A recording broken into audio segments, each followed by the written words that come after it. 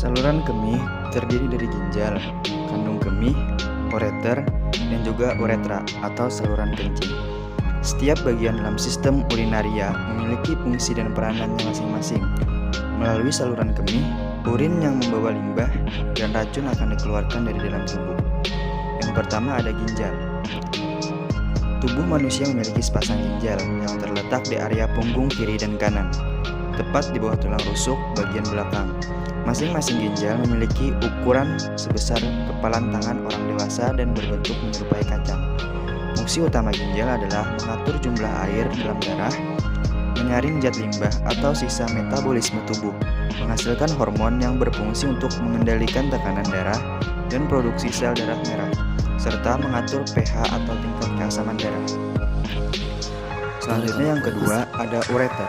Ureter ini adalah bagian dari sistem urinaria yang berbentuk menyerupai saluran pipa atau tabung. Ureter berfungsi untuk mengalirkan urin dari masing-masing ginjal untuk ditampung di kandung kemih. Yang ketiga, ada kandung kemih, yaitu organ yang berada di dalam perut bagian bawah ini bertugas menyimpan urin. Jika kandung kemih sudah terisi penuh oleh urin, akan timbul dorongan untuk buang air kecil. Kandung kemih orang dewasa mampu menampung urin hingga 300-500 ml. Yang keempat, ada uretra. Uretra atau saluran kencing adalah saluran yang menghubungkan antara kandung kemih ke lubang saluran kemih pada ujung penis atau vagina. Uretra pada pria memiliki panjang sekitar 20 cm, sedangkan uretra pada wanita hanya sekitar 4 cm saja. Pada bagian antara kandung kemih dan uretra terdapat cincin otot atau sphincter yang bertugas Penjelasan dari Saudara Rahmani. Di sini saya akan membahas tentang ginjal. Menurut Rifandi 2015, ginjal merupakan organ vital yang berperan sangat penting dalam mempertahankan kestabilan lingkungan dalam tubuh. Ginjal mengatur keseimbangan cairan tubuh, elektrolit, dan asam basa dengan cara menyaring darah yang melalui ginjal, reabsorpsi selektif air, serta mengekskresi kelebihan sebagai kemih. Fungsi ginjal menurut Redos 2009, ginjal berperan dalam mengatur komposisi dan volume cairan ekstraselular. Dalam keadaan normal, ginjal akan menjaga stabilitas lingkungan internal dengan mengeluarkan banyak zat sisa metabolisme melalui urin. Ginjal memiliki beberapa fungsi penting, antara lain mengatur tekanan osmotik cairan tubuh dengan mengeluarkan urin terkonsentrasi, mengatur konsentrasi ion-ion yang ada dalam plasma darah yang termasuk Na+, K+, Ca2+, Mg2+, Cl-, bikarbonat, fosfat, dan sulfat. Berperan dalam mengatur keseimbangan asam basa dengan mengereaksikan H+ ketika terjadi asam berlebih atau mengereaksikan Hc2- ketika terjadi basa berlebih. Mengatur volume ekstraselular dengan mengendalikan ekskresi Na+ dan air. Membantu mengatur tekanan darah arteri dengan menyesuaikan ekskresi Na+ dan memproduksi berbagai substansi seperti renin yang memengaruhi pada tekanan darah. Assalamualaikum warahmatullahi wabarakatuh. Saya Hafizatus Saadah di sini akan menjelaskan tentang saluran darah ginjal. Pada kondisi istirahat, normalnya darah sebanyak seperempat dari total kardiak output dikirim ke arteri ginjal untuk disaring oleh ginjal. Ginjal dilalui oleh sekitar 1.200 ml darah per menit, suatu volume yang sama dengan 20-25% curah jantung. Lebih dari 90% darah yang masuk ke ginjal berada pada korteks, sedangkan sisanya dialirkan ke medula. Arteri ginjal adalah sepasang pembuluh darah besar yang mengarah dari aorta abdominal ginjal dan masuk ke dalam masing-masing ginjal. Setiap arteri ginjal bercabang menjadi 5 segmental arteri. Pada sinus ginjal, arteri arteri interlobar. Pada batas korteks dan medula, arteri arcuata akan bercabang menjadi arteri arcuata yang melengkung di atas basis piramid. Suplai darah oleh arteri arcuata akan dialirkan keluar oleh arteri kortikal radial. Arteri kortikal radial akan bercabang menjadi arteriol aferen yang memasuk darah pada glomerulus. Selanjutnya, darah dialirkan menuju arteriol eferen. Darah kemudian dialirkan menuju kapiler peritubuler, kemudian menuju vena kortikal radial, vena arcuata, vena interlobar, dan vena ginjal, di mana darah meninggalkan ginjal dan mengalir menuju inferior vena cava.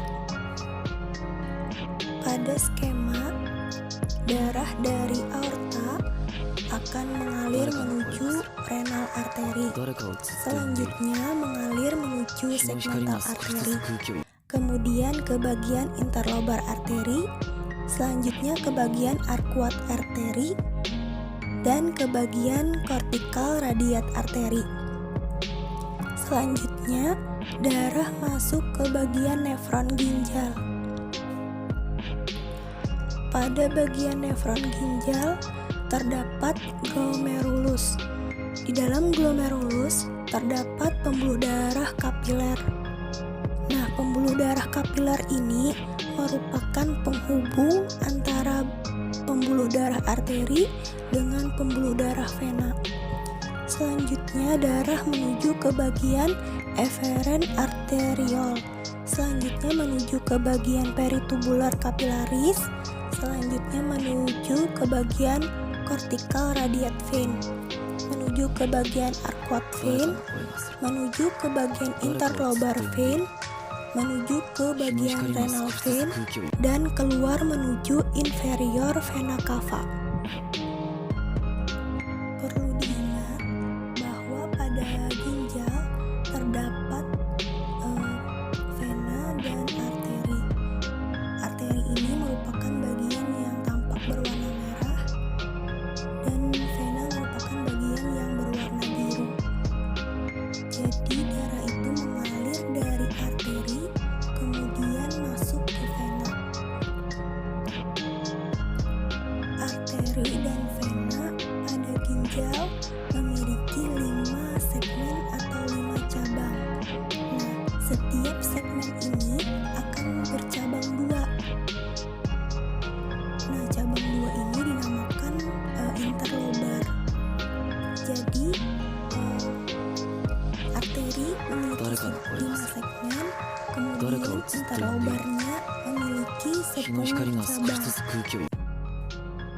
Begitu juga pada pembuluh darah vena. Pembuluh darah vena juga mempunyai 5 segmen dan 10 cabang interlobar. Singkatnya, peredaran darah pada ginjal ini pertama memasuki bagian arteri, kemudian memasuki bagian vena. Sebelum memasuki bagian vena, darah itu masuk ke bagian pembuluh darah kapiler yang ada pada ginjal. Oke, baik, selanjutnya materinya tentang struktur ginjal. Jadi struktur ginjal manusia itu dibagi menjadi 4 bagian utama, yaitu nefron, korteks renalis, medula, dan pelvis renalis. Nah, masing-masing bagian tersebut memiliki fungsi dan tanggung jawab masing-masing dalam menjalankan tugasnya. Secara anatomi, ginjal merupakan organ yang berada di rongga abdomen, berada di belakang peritoneum, dan terletak di kanan dan kiri kolumna vertebralis sekitar vertebra. Biasanya, ginjal pada orang dewasa berukuran panjang 11-12 cm dengan lebar 5-7 cm dan tebalnya 2,3-3 cm. Berbentuk seperti biji kacang dengan lekukan menghadap ke dalam dan berukuran kira-kira sebesar kepalan tangan manusia dewasa. Dan berat kedua ginjal kurang dari 1% berat seluruh tubuh atau kurang lebih antara 120 sampai 150 gram. Kedua ginjal dibungkus oleh dua lapisan lemak, yaitu lemak pararenal dan lemak perirenal, yang dipisahkan oleh sebuah fascia yang disebut fascia gerota. Dalam potongan frontal ginjal ditemukan dua lapisan ginjal di distal sinus renalis, yaitu korteks renalis atau bagian luar, yang berwarna coklat gelap, dan medulla renalis, bagian dalam yang berwarna coklat terang.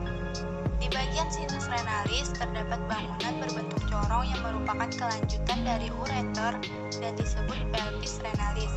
Masing-masing pelvis renalis membentuk 2 atau 3 calyx mayor, dan masing-masing calyx mayor tersebut akan bercabang lagi menjadi 2 atau 3 calyx minor.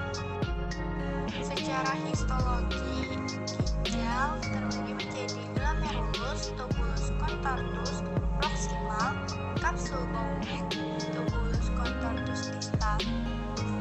Unit fungsional setiap ginjal adalah tubulus glomerulus, microscopis, dan tubulus ductus colligens yang menampung curahan dari nefron. Nefron selanjutnya terbagi lagi menjadi 2 komponen, yaitu corpusculum ginjal dan tubulus ginjal. Terdapat 2 jenis nefron, yaitu nefron kortikal yang terletak di korteks ginjal, sedangkan nefron juxtamendularis terdapat di dekat perbatasan korteks dan medula ginjal. Meskipun semua nefron berperan dalam pembentukan urin, nefron juxtamendularis membuat kondisi hipotonik di interstice medula ginjal yang menyebabkan produksi urin yang pekat. Korpuskulum ginjal merupakan segmen awal setiap nefron yang terdiri atas kumpulan kapiler yang disebut glomerulus, serta dikelilingi oleh 2 lapis sel epiter yang disebut kapsul. Stratum visceral khusus bercabang, yaitu fonesin, yang berbatasan dengan tubuh kapiler glomerulus. Stratum parietal atau lapisan luar, kapsul glomerulus terdiri atas lapisan selapis gimpeng.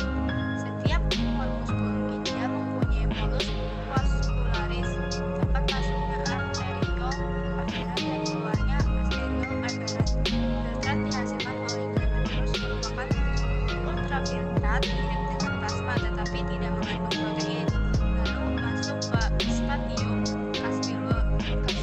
kapsular meninggalkan korpuskulum ginjal di polus urinarius, tempat tubulus corpusculus proximal berasal.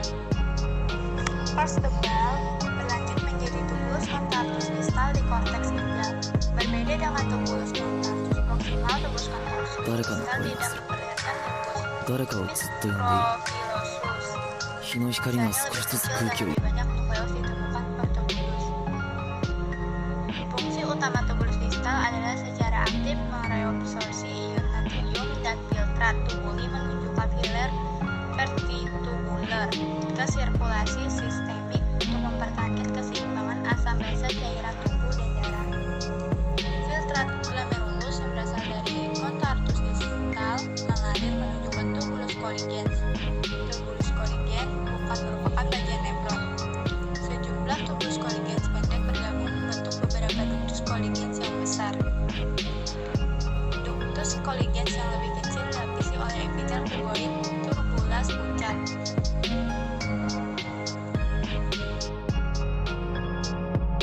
Selanjutnya yaitu proses pembentukan urin. Yang pertama, pengertian dari sistem ekskresi. Menurut Saifuddin 2006, sistem ekskresi merupakan sebuah sistem yang di dalamnya terjadi penyaringan darah sehingga darah bebas dari zat yang tidak digunakan oleh tubuh. Zat ini akan larut dalam air dan dikeluarkan berupa urin. Zat yang dibutuhkan tubuh akan beredar kembali dalam tubuh melalui pembuluh darah kapiler ginjal.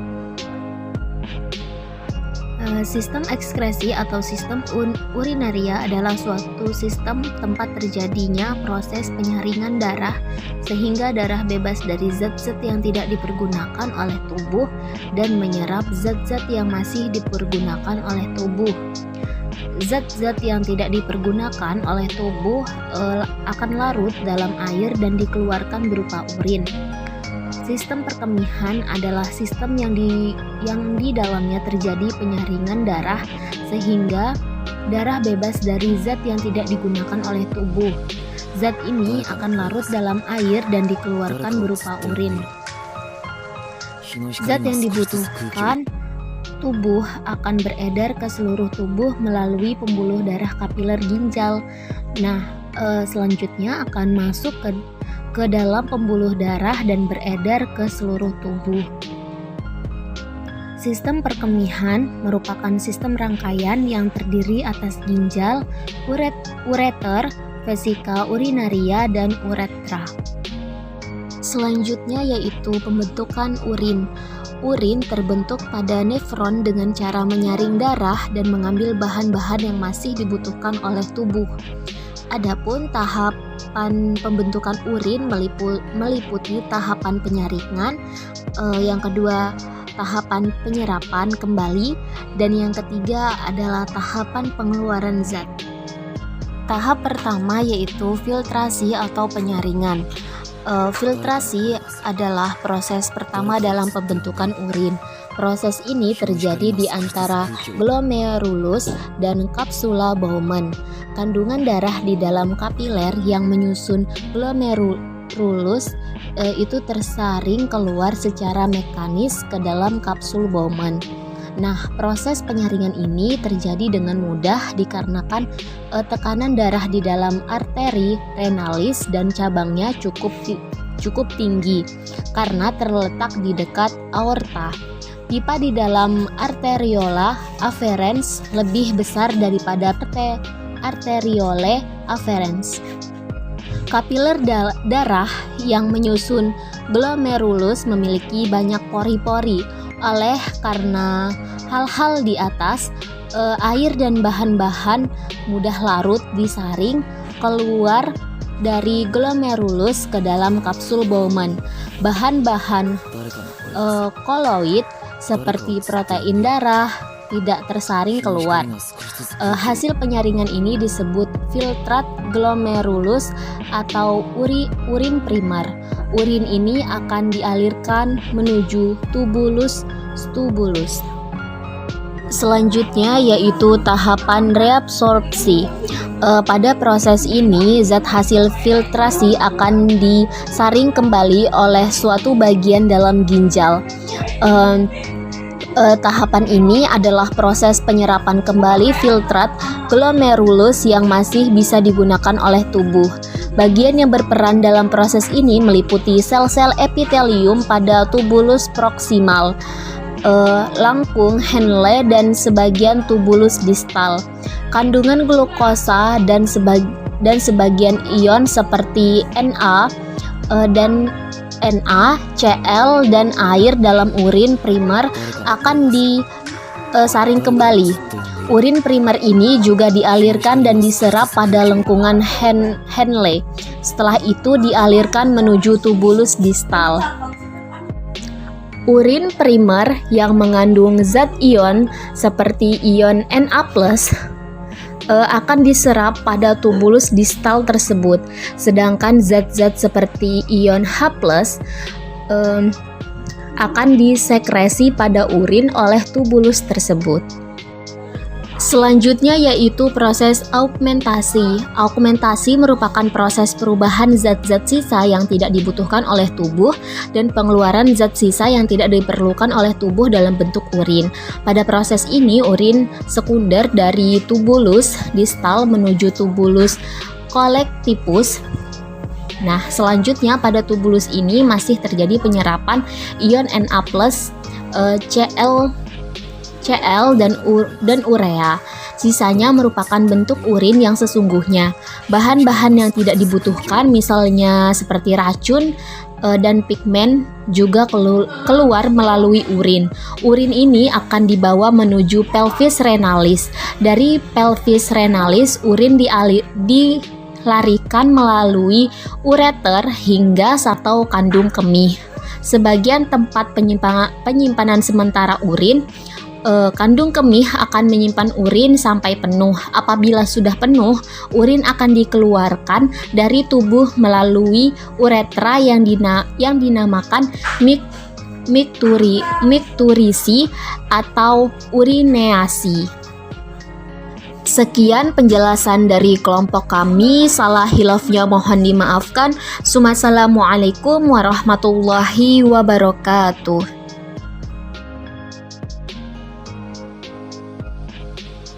誰かの声がする。